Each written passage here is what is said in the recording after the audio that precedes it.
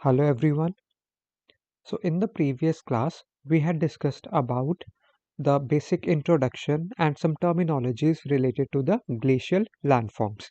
And we have also discussed about the classification of glacial landforms in which हमने उसको divide किया था दो कैटेगरीज में erosional landforms and डेपोजिशनल glacial landforms.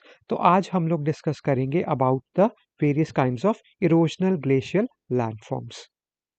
तो पहले इसके बारे में जानते हैं कि what are these landforms. So erosional glacial landforms, they are the various types of erosional geographical landforms and topographical features which are formed due to the movements of the glaciers.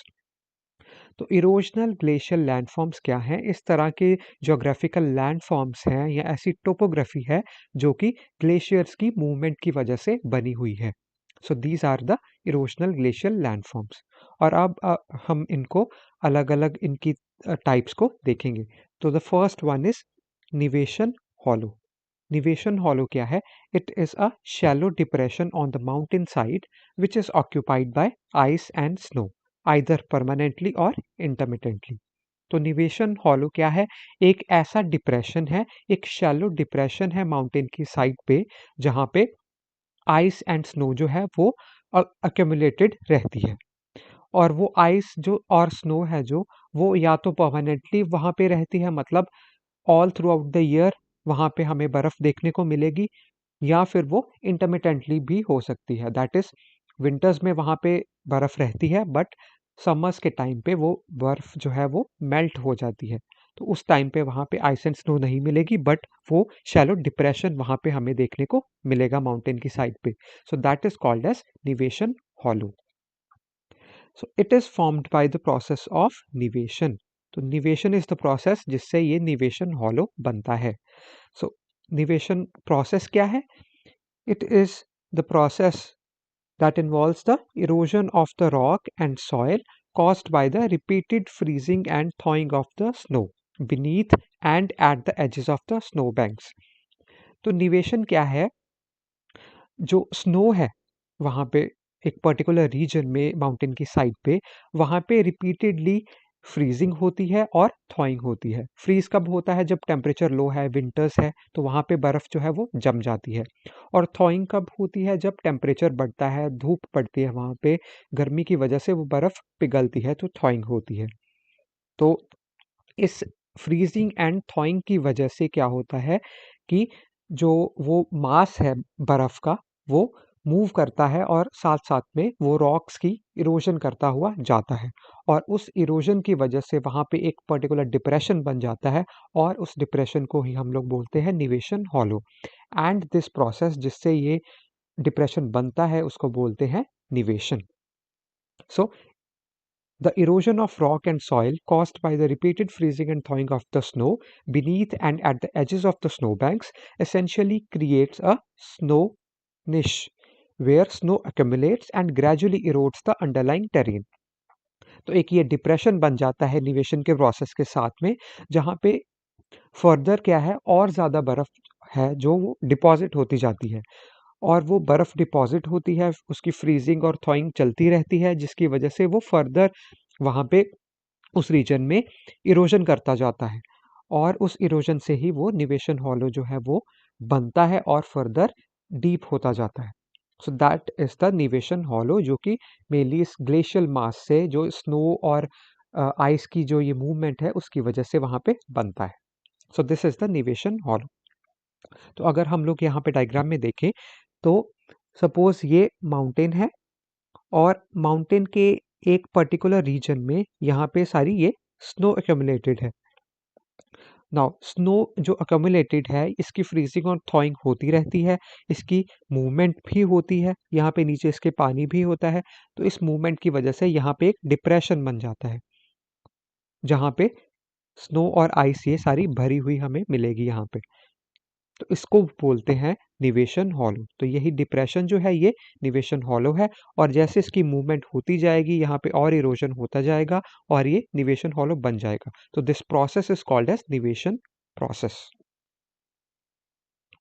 तो इस तरह से माउंटेन पे किसी जगह पे हमें ऐसे निवेशन हॉलो मिलता है जहाँ पे सारे रीजन में ऐसे स्नो एक्यूमुलेटेड मिलती है, फॉर एग्जांपल दिस वन।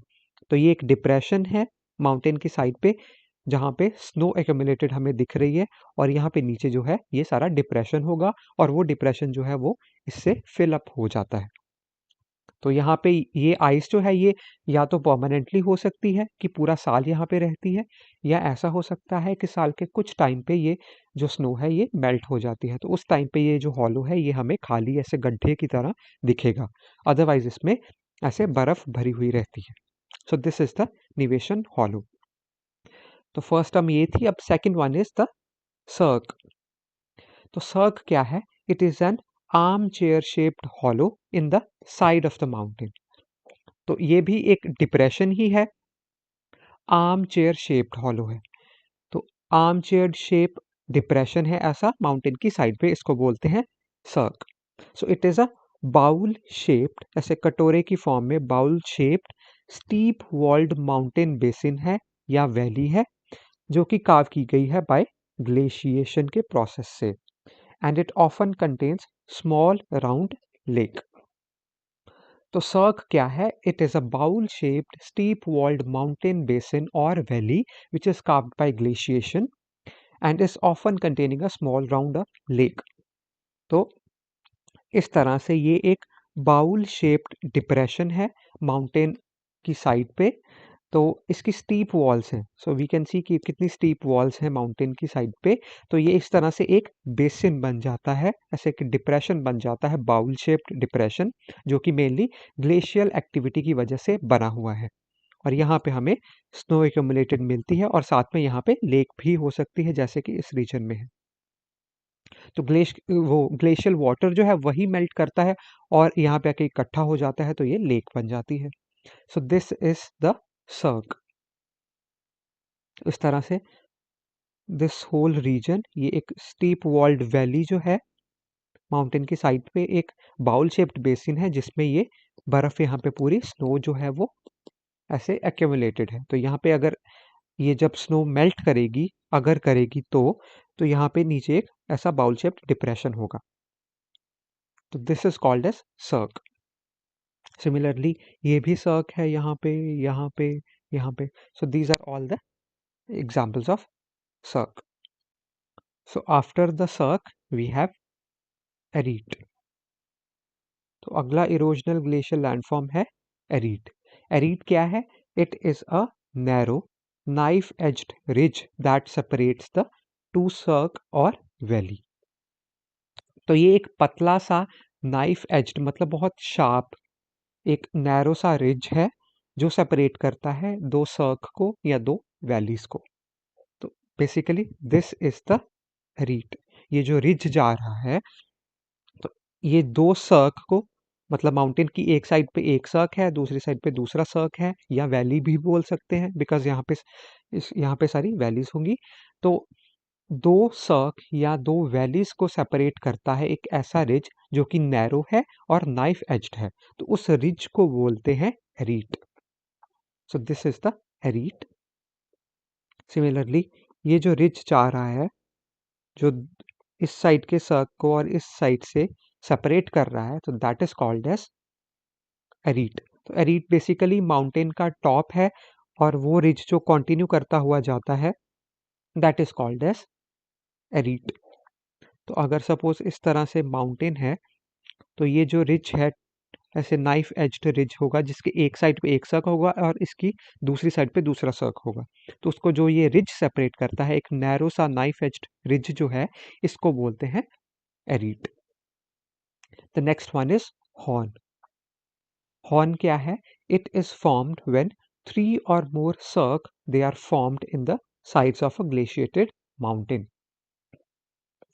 तो जब तीन या तीन से ज्यादा सर्क बनते हैं एक माउंटेन की साइड्स पे, तो उसको जो उसका टॉप है, जो तीनों सर्क का टॉप आएगा, उसको बोलेंगे हम लोग horn. So a glacial horn is a pointed triangular peak that is formed by the glaciers eroding a rock from at least three sides. तो ग्लेशियल हॉर्न क्या है? एक पॉइंटेड, एक नुकीली ट्रायंगुलर पीक है जो किससे बनी है? ग्लेशियर जो कि रॉक को एटलीस्ट 3 साइड से इरोड करते हुए जाती है। तो उनसे जो ये एक स्ट्रक्चर बनता है, ऐसी नुकीली पॉइंटेड जो पीक बनती है ट्रायंगुलर, उसको बोलते हैं हॉर्न। तो this is horn. For example this is a, ये एक सर्क हो गया, सपोज ये एक हो गया, एक दूसरी साइड पे होगा, तो एटलीस्ट 3 या 3 से ज़्यादा सर्क जो मिलते हैं, तो ये जो टॉप पे ये जो स्ट्रक्चर बनता है, जो ये चोटी बनती है, पीक बनती है ट्रायंगुलर शेप की, इसको बोलते हैं हम लोग horn. So this is the horn of the mountain. Similarly this one, तो ये जो पीक है, इसको बोलेंगे हॉर्न ऑफ द माउंटेन। सो अगर इस डायग्राम में देखें हम लोग, तो ये सर्क था, जो डिप्रेशन था जहां पे ग्लेशिएटेड मास हमें मिलेगा। देन दिस इज एरीट, जो दो सर्क को डिवाइड कर रहा है, ये रिज है जो नाइफ एज्ड नैरो रिज है, इसको बोलेंगे एरीट। और 3 या 3 से ज़्यादा सर्क जो है जब माउंटेन की साइड पे बनते हैं, तो उसका एक टॉप पॉइंट बनता है जो कि ट्रायंगुलर शेप में होता है, और दिखता कैसे है वो, माउंटेन पीक की तरह। इस तरह से एक माउंटेन्स की जो चोटी दिखती है हमें, पीक दिखती है, that is called as horn. तो these are the horns of the mountain. तो हॉर्न्स जैसे सींग होते हैं, वैसे ही ये माउंटेन के सींग है, दैट इज माउंटेन का टॉप है जो पॉइंटेड पीक है। तो this is the horn of the mountain. Then the next one is col. Col क्या है? It is the lowest point of ridge between two peaks or horns. तो इस तरह से दो अगर पीक्स हैं, ये एक हॉर्न हो गया, ये दूसरा हॉर्न हो गया, तो इनके बीच में एक रिज होगा जो इनको कनेक्ट करेगा, जैसे हमने बात की थी अभी एरीट की। तो इसका जो लोएस्ट पॉइंट है, जो सबसे नीचे वाला ये पॉइंट है, इसको बोलते हैं col. This point is called as col. तो फॉर एग्जाम्पल ये एक माउंटेन पीक है और ये एक माउंटेन पीक है, दैट इज ये हॉर्न है और ये हॉर्न है। तो इसके बीच का ये जो लोएस्ट पॉइंट है, इन दोनों को कनेक्ट करने वाला जो ये रिज है, इसका लोएस्ट पॉइंट है, इसको बोलेंगे हम लोग col. So this is called as col. For example एक ये पीक है या हॉर्न है, ये दूसरा हॉर्न है, तो इनके बीच में ये जो रिज कनेक्ट कर रहा है इसको, इसका लोएस्ट पॉइंट जहां पे भी होगा, उसको बोलेंगे हम लोग कोल। तो ये हॉर्न है, एरीट है, सर्क है हमारे पास, और ये जो दो हॉर्न्स हैं इनके बीच का लोएस्ट पॉइंट जो है, इसको बोलेंगे col. So this was about the col. तो आज हमने जो फीचर्स पढ़े वो थे nivation hollow, cirque, arete, horn and col. तो बाकी जो बचे हुए इरोजनल ग्लेशियल लैंडफॉर्म्स हैं वो हम लोग नेक्स्ट क्लास में डिस्कस करेंगे। So we will continue the topic of erosional glacial landforms from the next one, that is the U-shaped valley.